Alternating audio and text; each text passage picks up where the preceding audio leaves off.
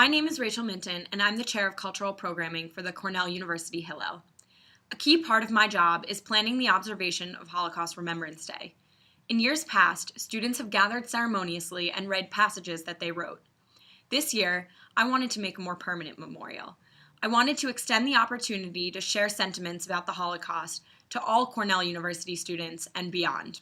Everybody really has a unique relationship with the Holocaust. And I know that's true for me. My grandparents actually met on the boats in the United States.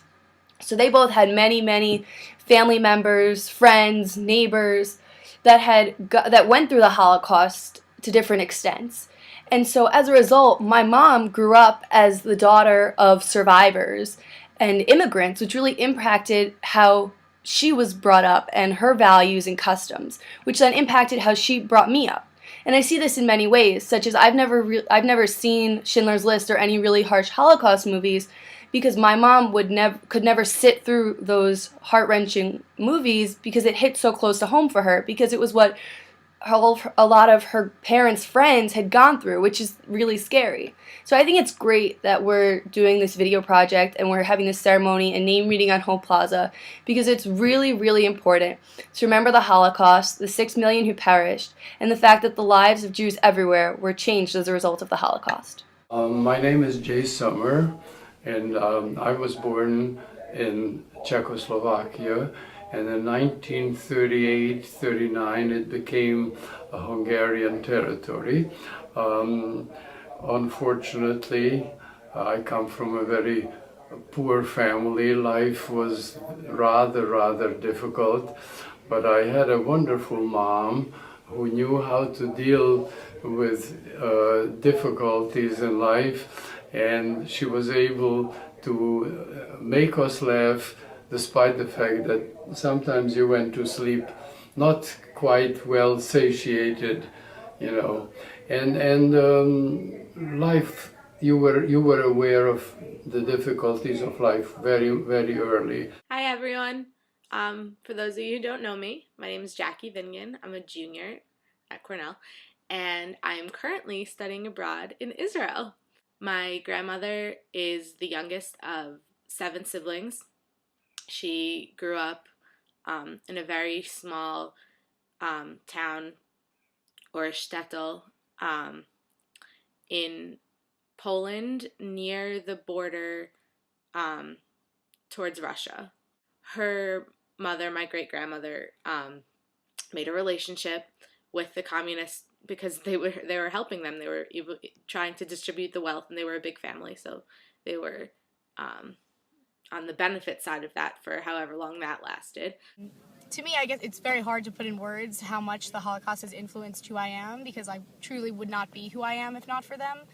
I believe that it's a duty and a privilege, sort of just as I believe being Jewish is in general, to be in a family of Holocaust survivors, because we have this extra burden to tell the story so that it hopefully will never ever happen again to any people in this world.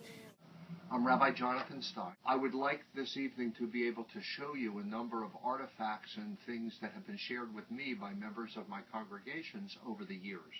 I leave the interpretation to you. From Berlin, 1941, the publication of a little pamphlet called The Jews in the United States of America, an anti-Semitic tract. Hi, I'm Sam, and when I was 16, I went to Prague, Poland, and Israel with a group of teens from all over the country with Nifty, and this is my journal from the trip. I wrote in it while I was at Auschwitz, and I wanted to share some of what I wrote with you. When we got off the bus, we stood on the train tracks in front of the entrance. Our group leader was reading excerpts from Elie Wiesel's book, Night.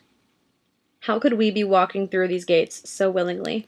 We did the mourner's Kaddish and sang Hatikva, and we started to walk down the center path of Auschwitz. I thought about all the same people who walked down the same path as me, touched the same dirt, thirsty and dying.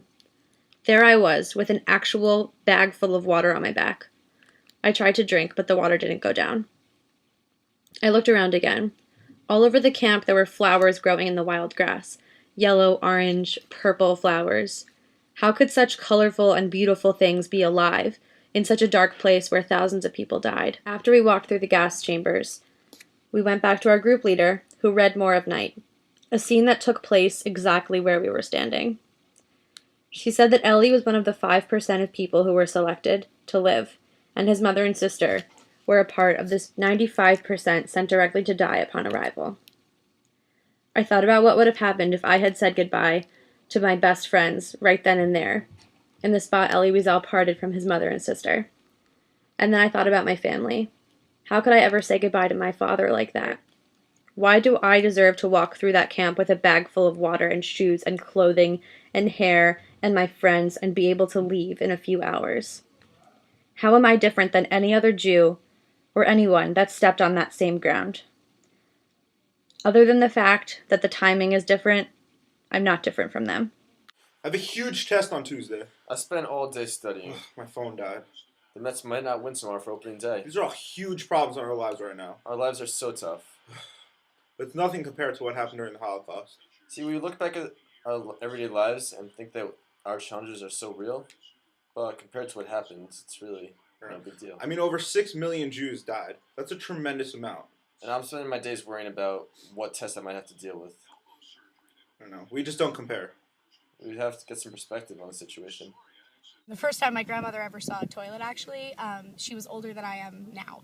So that's amazing for me to think of because they passed away in a home with a flat screen TV in the comforts of America, which is so amazing. This is the time when Jewish people, by the millions, were taken to places like Auschwitz, Treblinka, concentration camps.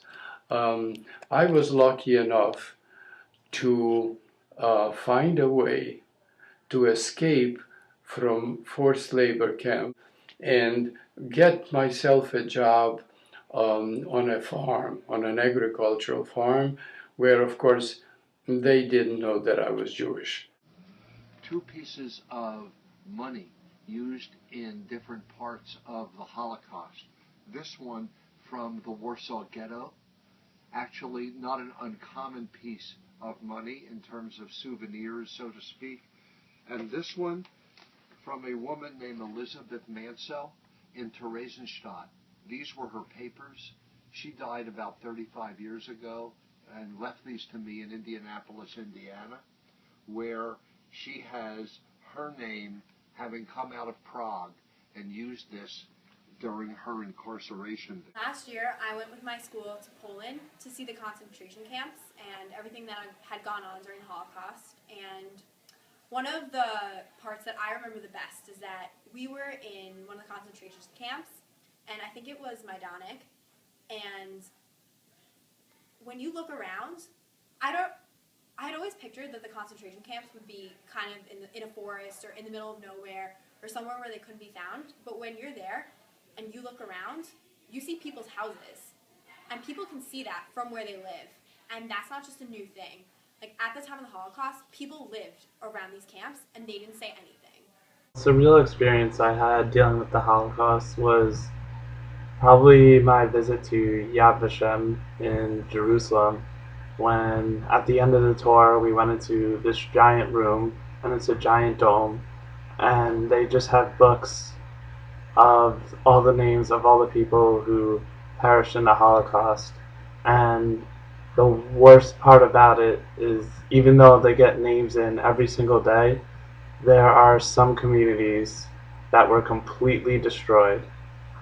Not a single person is left. So even though they have all these names, they will still never complete all these books. And just realizing that fact was completely surreal, and this dome will never be complete. Hi, I'm Rabbi Josh Strom. When I think about Yom Hashoa, each year it takes on more and more significance for me, as those who survived the war and the camps are increasingly no longer with us, and how it becomes more and more incumbent upon us with each passing year to honor their memory by fighting anti-Semitism and fighting bigotry and racism that leads to injustices and murders and genocides all over the world, and to do what we can to learn from them while we can. The day before the Nazis invaded their town, her oldest brother was warned that when they came in, he would be the first one to go because he was considered a communist collaborator. So my great-grandmother packs everyone up, and they go find her oldest two siblings. If they hadn't left that day from their town, none of them would be here. They left and went and found them. They were so angry for the 4 years that they were running around Europe without a home, that they could be back in Poland in their house in their town with all their family. They found out later after the war that there was nobody left from their town, none of their family. It was gone the day after they left. Another escapee saw me in the company of a worker from the farm and called out my real name, because I gave myself a Christian name and called out my real name. And the man who was with me suspected something. So here I was living on an agricultural farm with an assumed Christian name, worried every day that I'll be discovered. Treblinka, summer 2011. This is the gate of the Lord, the righteous shall enter into it. This was embroidered on a curtain that blocked the way to death at Treblinka. The curtain had been stolen from a synagogue where it had covered the Aron Kodesh, the holy ark where the Torahs were kept. Such was the obsession that the Nazis had with destroying the Jewish people that they knew exactly how to profane our holy objects and twist our holy words. They were not content with killing. The killing was just a fraction of it. 2 parts murder, 3 parts humiliation, 1 part torture, 4 parts hatred, 1 whole Holocaust. People just came here to die. A member of the United States Armed Forces picked up a number of things and left them with me, one of them being this pin, which must have been on the uniform of a German soldier. Hi, I'm Meredith Mitnick, and today I'm going to talk to you about the book that my mom introduced me to, called One Yellow Daffodil. One Yellow Daffodil is a Hanukkah book, but it's really the story of a Holocaust survivor. Growing up, I didn't know of any family members that had survived the Holocaust, nor did I grow up hearing about family members that had died during the Holocaust. Without this personal connection, it was through this book that my mom showed me that I was able to make my own direct connection to the Holocaust. It has become a family favorite of ours because of its sweet message of care and friendship amongst the Jewish people. I'm going to read to you all the front flap to give you an overview, and then a short passage. Each morning, Morris Kaplan fills his shop with fresh flowers from the market. And each Friday, Jonathan and Alana come to Morris's shop to buy flowers for the Sabbath. But then one December week, the children come on Tuesday. They need a special bouquet for the first night of Hanukkah. Surprised to learn that Morris doesn't celebrate the holiday, they insist that he come home with them. Morris is reluctant. It has been a long time since he celebrated Hanukkah as a boy with his family in Poland. He doesn't like to think about what happened. But through the generosity of Jonathan and Alana's loving family, Morris is able once again to embrace the traditional celebrations of his childhood and to remember. One morning, after he had lost all hope of survival, Morris saw a small yellow flower, a daffodil, blooming just outside his barracks. The rain he had cursed because of the mud it made had nurtured the flower. Now it was reaching out for the sun. If the daffodil can survive here, Morris thought, maybe I can too. Morris knows that luck, more than anything, saved him, but he feels the flower saved him too. Although now I've learned extensively about the Holocaust, I'll always remember One Yellow Daffodil. And we will never forget. I went with 35 of my best friends, and on the 4th day we went to Majdanek. It was the middle of January, and Majdanek is freezing. One of my friends took his coat off. He said he wanted to feel like how Jews in the camps felt. I told him his coat was off for 10 minutes. Their coats were off for 4 or 5 years. We got to the center of the camp, we put our hands on each other's shoulders, and we sang Hatikva together. It was a beautiful moment. It symbolized for me the transition from the old to the new, and how vibrant our religion is, and how we can really survive anything. I'm never going to forget that moment. My entire family did get to Auschwitz, but I didn't. So in forced labor camp, you would get up at 5 o'clock in the morning and they made you march around, like, make you believe that you are now in the army, so to speak, and you are a soldier, and so to speak, and with very, very meager breakfasts and so on. You worked 10 hours, sometimes 12 hours a day, doing all kinds of works. In my case, I worked in an ammunition factory. One of the disadvantages working in such a factory was that the Allies bombed on a daily basis the factory, because the factory produced ammunitions against the Allies, so the Allies were bombing it. The same man was actually in Berlin when it was liberated by United States forces. He was in Adolf Hitler's office and took a piece of this stationery. In addition, he found this piece with Hitler's signature on it as well. Hi, my name is Alex Peasley. I'm 20 years old. I'm from New York City, and I go to Barnard College. So, my experience with the Holocaust, there are two things that really stick out to me. The first one is my grandma was born in 1922 in France, and she had to escape France and come to America during the war. Her family didn't want to leave, and they they tried to sort of push back their date as long as they could, so they didn't leave until, I think, 1942. So they traveled all around the world, through Cuba, through Africa, and eventually found their way to New York.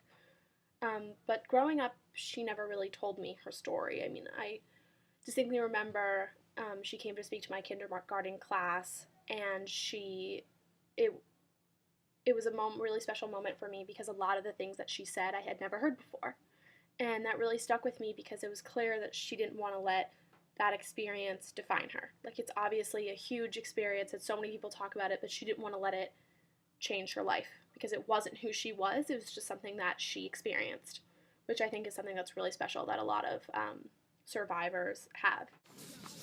This is my grandfather, who I called Papa, who I'm extremely close with, and I helped him write a memoir of his life before he passed away, my dream is to rewrite it in more. He spoke 6 languages, so it's written like he's talked, so it would be nice to make it like a feature film one day. It's an amazing story.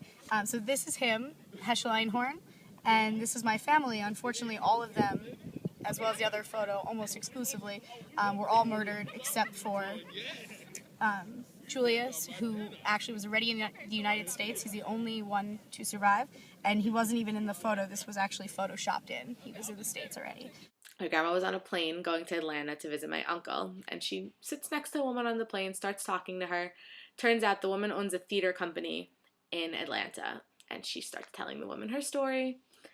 And 2 years later, last summer, they put on a full production of the story of my family's lives in Europe. One of the most amazing parts of our trip was that we had a survivor with us. One of the most memorable stories she told was that when we were in one of the concentration camps, we were standing inside a gas chamber, and she told us how she had been in that gas chamber with her mother, undressed, and they had been ready to pour the gas in and to kill her and everyone in the room. But for some reason, by some miracle, when she was in the gas chamber, there was a mess up with the pipes, a mess up with the gas. She doesn't exactly know what, and they had to get everyone out of there. And by some miracle, she survived, and she never got put back in the gas chamber. And it was just crazy to be with her in a place where she had almost died. When we left Auschwitz, we were making our way back towards the barracks, taking the same path thousands did after visiting the buildings in which they got stripped of all humanity. I was drained. I was so sick of being there. If I was sick of being in that place after a few hours, what does that say about the people who were there for years or the rest of their lives? I'm glad we went today. Even though I was helpless and angry and sad, I'm glad I could go. I, a Jew, went willingly to Auschwitz and left.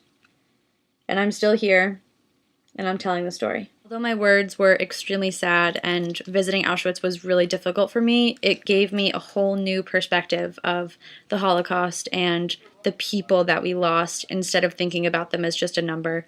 And It made me proud to be who I am and to be a Jew, and it strengthened my connection with the people that we lost. The last two things come from the liberation of Dachau. This is a book that was published by the United States Army when it went in and liberated Dachau.